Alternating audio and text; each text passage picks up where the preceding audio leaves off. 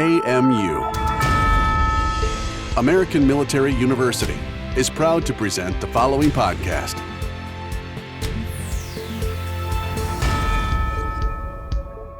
Hello, everyone, and welcome. I am delighted to have Dr. Serena Cosgrove with me this morning. My name is Dr. Elise Carlson-Rainer, and I'm an assistant professor of international relations and doctoral faculty with the School of Security and Global Studies.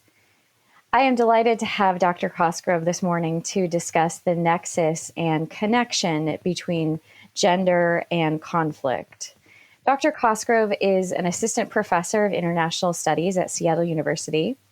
She currently researches gendered effects of conflict in places such as Guatemala and the Democratic Republic of Congo. She has published extensively on global poverty, human development, and gender-based violence and conflict. She teaches courses such as global poverty, gender and development, women in leadership in Latin America, and leadership in organizations. So welcome, Dr. Cosgrove. Dr. Carlson-Rainer, thank you for having me into this virtual space today. Yes, welcome. And just to start it off, I just gave a brief background, but you have really extensive knowledge and experience with gender and women in conflict. Is there anything more you'd like to add about your background? Just that I do have those two ongoing research projects, one in Guatemala and one in the Democratic Republic of the Congo, as well as over the last couple of decades, having carried out international humanitarian assistance in Central America, and then research about some of the civil conflicts that have gone on in the southern cone countries of Chile and Argentina. What classes do you teach, and what are some of your research areas? Yeah, thank you. I appreciate that. I teach courses in general about human rights and security. I teach foreign policy, general international relations, but I do focus on gender and conflict, gender and women in peace negotiations, women in post-conflict agreements, and diversity at the peace negotiation table, which we'll talk about more in this podcast. But then just generally, my background is I was a diplomat for 10 years with the U.S. Department of State. I worked on human rights and democracy programs across North Africa and the Gulf, and including in those programs was a focus on women's rights programs in places such as Egypt, Morocco, Bahrain, and other places. So I have kind of the practical application of what this looks like as far as diplomatic programming on women's rights. So I'm thrilled to have you here because I work with students and scholars of security and global studies. And what I observe is that the issue of gender and conflict is still a really under-researched area. A lot of people coming out of the military and the security field really kind of are underexposed to the issue of gender and conflict. So I'm thrilled to have a kind of robust conversation with you this morning about that topic. So if we could kind of launch into it, I thought just kind of the umbrella overall topic of having you address how women experience conflict differently. Which is a question that contains so many doctoral dissertations, right? We could be talking about this for days. So the key thing for me is when you ask that question, how women experience conflict differently, what you're doing is you're saying, hey, let's look at a conflict setting with a gender lens. So if we apply a gender perspective to looking at what is going on in a conflict setting, and this also becomes really, really relevant for peace negotiations as well as post-conflict settings, the question then is, how do men and women, or men and women and non-dominant gender identities, experience what's going on the ground in a different way? So that raises the question of what are different gender roles. So one of the things that I'm looking at where I work is what are the gendered expectations of what it means to be a man or what it means to be a woman, and how does that affect people differently during times of conflict? So if during peace times, women are expected to take care of the family if women are expected to take care of elderly people and children. A lot of the research refers to what is a triple workday for women, where they're doing family care work, they're doing community work, and they're doing income generating. So if that's normally what's expected of women, then in times of conflict, where there's been destruction to the infrastructure, where social capital or the bonds that connect people within a community have broken down, then how are women supposed to be able to move forward with that triple workday given these new challenges? And so what we see often in conflict settings, and obviously it's going to be different from one place in the world to another, but is that women still remain responsible for keeping families safe, for taking care of communities, as well as then having to take on more and more responsibilities if the state is no longer able to provide things. That's very insightful. And looking specifically at the case study of Congo, I wonder if you could talk about how violence against women during conflict then bleeds into and impacts the post-conflict rebuilding of society. So one way of looking at it is to ask yourself, hey, what got set in motion during the conflict? So particularly in the case of the Congo, one of the ways that the Congolese army and the range of different rebel groups, often what they did during wartime was to use rape as a weapon of war. So as the government soldiers or the rebel soldiers were going in to try to fight their adversaries or try to just get control over territory, they were ordered to show their dominance and control over the situation by raping women and girls, and often boys and men as well, to show, hey, we are in charge of this territory.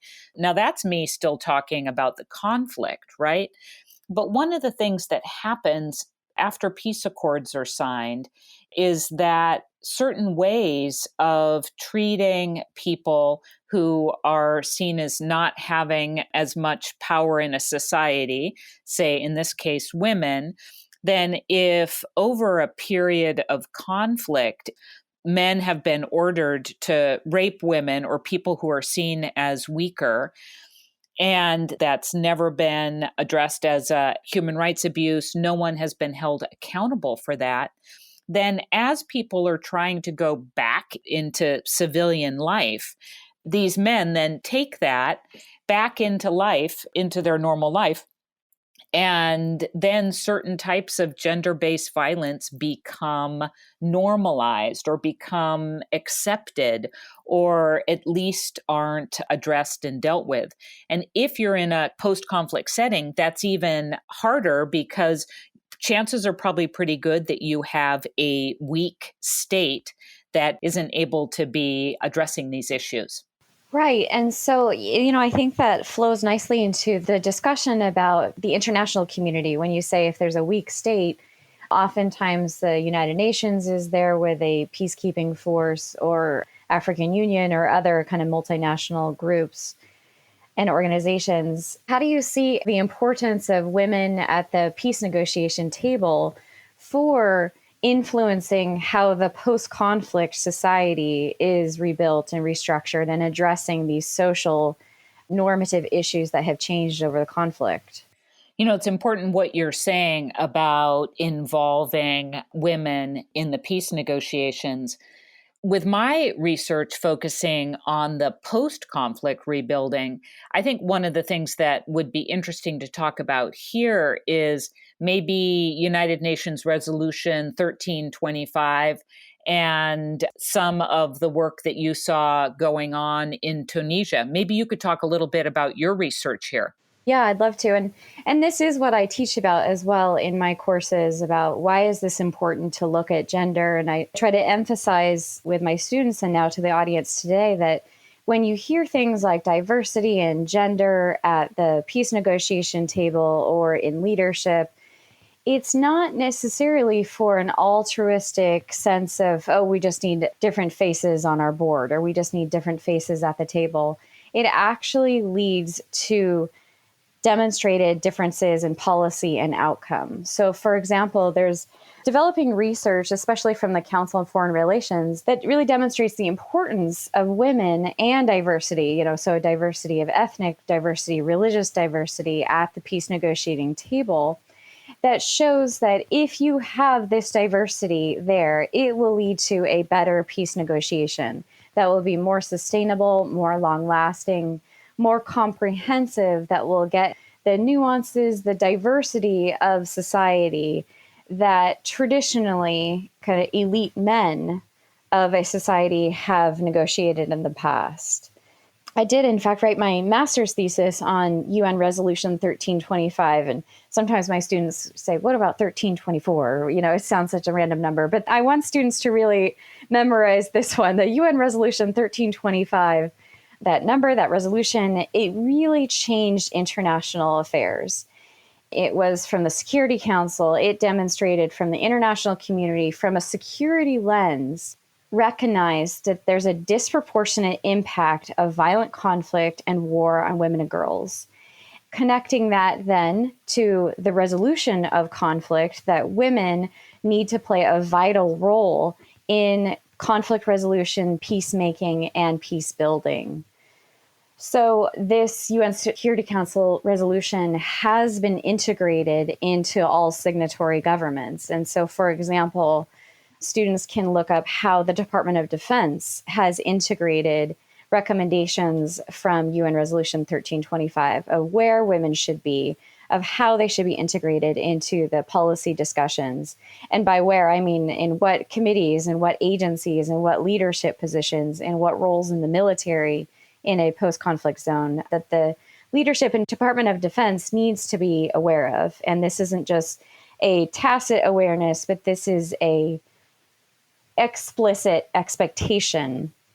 So, Dr. Cosgrove, I appreciate that you brought up the example of Tunisia. This is a very memorable moment for me in my diplomatic work, that in post-revolution Tunisia, Secretary of State Clinton was arriving to Tunis for kind of beginning conversations of post-revolution Tunisia.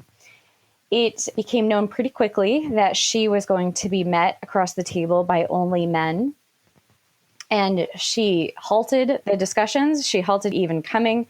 She made it very clear that it was an expectation of her leadership of the U.S. government to meet with counterparts, also have women at the table. And again, this is in their Ministry of Labor, their Foreign Ministry, their Ministry of Education, not just the counterparts directly with her Secretary of State, Foreign Minister counterpart, but throughout the government. And so, for example, in her leadership, she would raise the full rights of women. She raised it with the president, the prime minister, and really elevated women's rights as a policy priority on par with other U.S. foreign policy priorities. This was revolutionary at the time. Women's rights and human rights in general has really only infiltrated or been on par with U.S. foreign policy really since World War II, but significantly since the Carter administration. And not just the United States. This really comes out of the post-World War II, when Europe had collapsed and was coming out of the vestiges of this horrible conflict, leaders started to realize we need to address domestic practices of how leaders, or frankly dictators in that case, are treating their own people. Because when we have genocide, it can lead to regional and international instability. So what became known specifically for Secretary of State Hillary Clinton, it became known as the Hillary Doctrine. She was the first Secretary of State to declare that the subjugation of women worldwide is a serious threat to U.S. national security. So making that correlation was, again, really new in foreign policy and international relations, that when women have equal rights, it leads to an entire nation's stability and security and overall prosperity.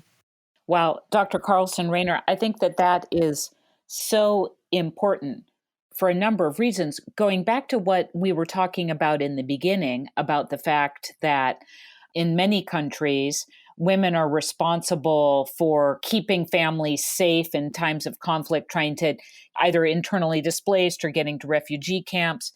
And then you're talking about the importance of women participating at the negotiation tables. It brings me to thinking about the important role that women can end up playing in peace building processes. I'm thinking about both the work I've been doing in the Congo and in Guatemala in Central America, where you have folks where on so many levels you could just think, oh, these are folks that are marginalized because they have multiple social identities that are going to be intersecting to exacerbate their marginalization, such as gender. So in this case, women coming from a non-dominant tribal identity, for example, or they're internally displaced or refugees, again, meaning that they have less access to resources.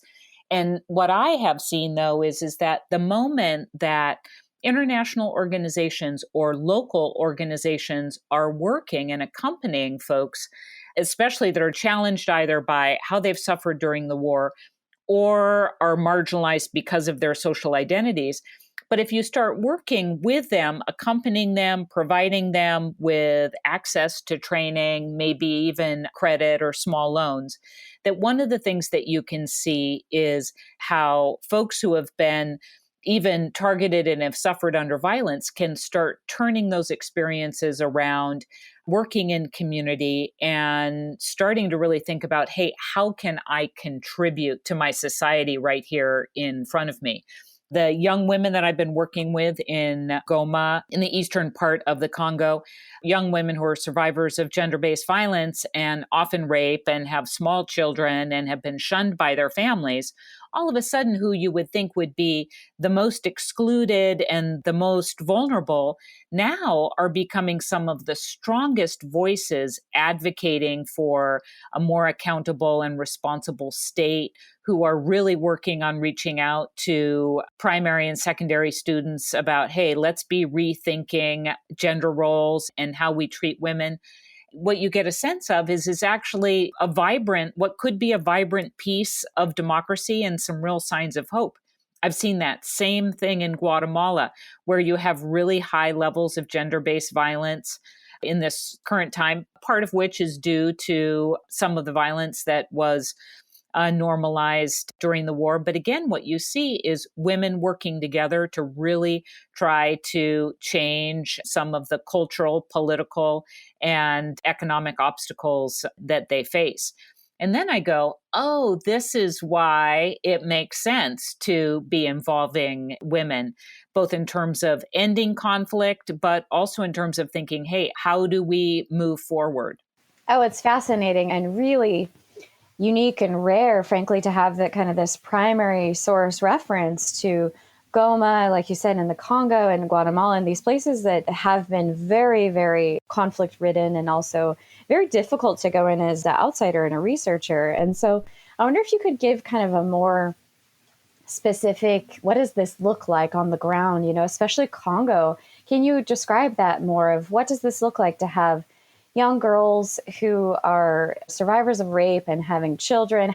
What are they specifically targeting for changing their society? And then how are you seeing them do this? I think that your question is really important because if we locate ourselves in a particular context and we analyze what's happened, and then we see what folks who on some level are so vulnerable, but what are they doing to contribute? I'm just thinking of the young women that are served by the Congolese non-governmental organization that I've been working with over the years.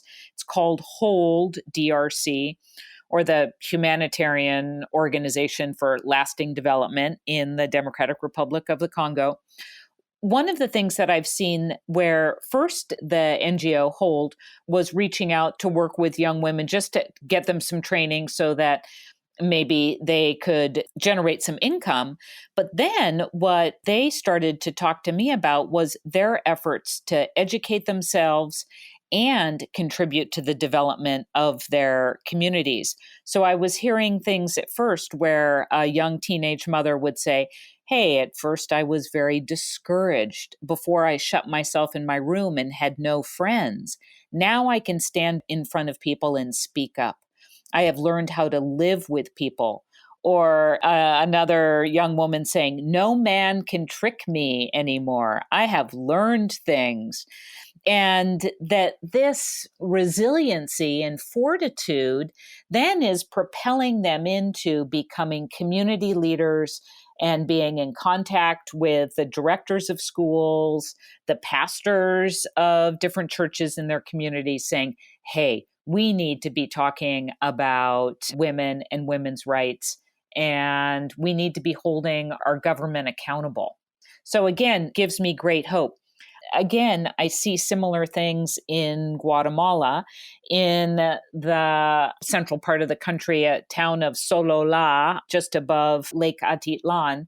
A young group of indigenous Cachiquel women, so indigenous Maya, working together to say, hey, you ask our mothers and our grandmothers what it means to be a woman, and they say, oh, it's a woman's lot in life to suffer. And these young women are saying, hey, there are so many amazing things about our culture that we want to preserve, but maybe we want to rethink that thing about women's roles just being to suffer. And so what I've seen with these young women is, hey, I want to be a social worker. I want to be a lawyer. I want to be a teacher. I want to be an engineer. And I want to be able to be part of the development of my community. And I want to do this through the greater inclusion of women. That's where you all of a sudden you start seeing, hey, maybe some of these countries that we've thought of as, oh, they're going to be stuck in this war is not over, even when it's over phase for way too long. All of a sudden you start thinking, hey, maybe there's more hope than I might have anticipated. Such interesting points. And I think of the idea there that women, and again, we can even talk more about non-traditional gender identities, LGBT groups, how they evaluate their society. Often conflict can be centrally about if it's a fight for a nation state or if it's a conflict of breaking up a state. You know, it's often making these divisions of ethnic identities or religious identities. And inherently in that is a defining of who we are as a nation. And so, again, I teach nationalism and identity, and there's some really interesting, important work about gender and nationalism, where, for example, the Kurdish movement, there's a lot of Kurdish women's organizations that are saying, we are part of this movement for self-actualization and for gaining our own nation state, advocating to the United Nations and international community. We are part of that movement of the ultimate goal of having a nation state. At the same time, we are fighting to redefine what it means to be Kurdish, namely to reevaluate and challenge these patriarchal norms. For example, so-called honor crimes are very prevalent at high rates in the Kurdish community. And just general gender-based violence is still very high in the Kurdish community. And so women's rights groups, Kurdish groups are saying, we want to solidify our national identity, fight for a nation state, at the same time, challenge patriarchal norms and challenge and evolve and reform who we are as a people. Which is such an inspiration, and I think is something that as scholars are looking at how do people with marginalized identities in conflict and post-conflict societies, how are they affected? Maybe the question we need to be asking is, how can we be supporting their empowerment and their inclusion? Because I think it's a big contribution to peace and to democracy building, having folks from marginalized identities being able to participate. And look, here they are claiming it. Would you agree? Yes, absolutely. Absolutely. That when you're looking at security, when you're looking at conflict and warfare and post-warfare, you need to look at all of your society, and you need to address what is post-conflict going to look like for all marginalized groups, for the elite and for the most vulnerable, where it's really important for the field of security studies to understand that security does not just mean warfare and open conflict. But the United Nations lists 7 types of human security challenges. So economic, food security, health, environmental, personal, community, and political security. This represents a development in our scholarship, in the literature, and really understanding of the comprehensive nature of security. Where, for example, in any society, if a woman in Sudan, say, for example, fears getting raped when she collects her necessary firewood each day, that's not a secure environment. That's not a peaceful society, even though her country may be deemed as a post-conflict zone. I'm giving the example of Sudan, but you can make that example in a lot of places. And so, maybe you can just end on final thoughts of why it's important to look at security and gender security in a more diverse understanding. Thanks for setting this up and challenging us to think a little bit deeper about what does human security mean. And for me, human security is deeply connected, yes, obviously to human development. And how I talk about that in my work is I use Amartya Sen's capabilities approach. So what is it that people need to have a life that they choose, where they get to flourish in this lifetime? And what are those capabilities?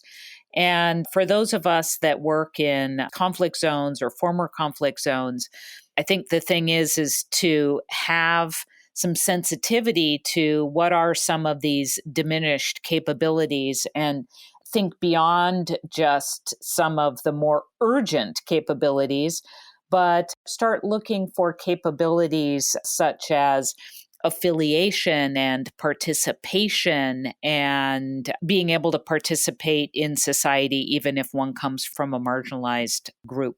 It was so great to have you here this morning, Dr. Cosgrove. I just really appreciate your time and sharing your insights about Guatemala and Congo and this really important relationship between gender and conflict and understanding these diverse dynamics and sharing your insights about the important topic of gender and conflict.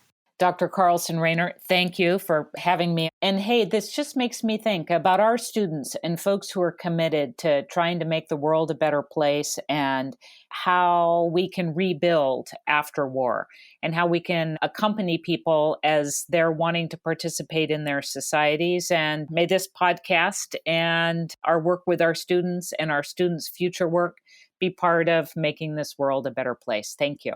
Wonderful. I appreciate your time. Thanks again. Well, thank you to the audience as well. Thank you for listening. I hope you'd enjoyed this conversation with Dr. Cosgrove and myself, Dr. Elise Carlson-Rainer. And we hope to have many more conversations like this. Have a great day. For more information about our university, visit us at amuonline.com. Thank you for listening. AMU, American Military University.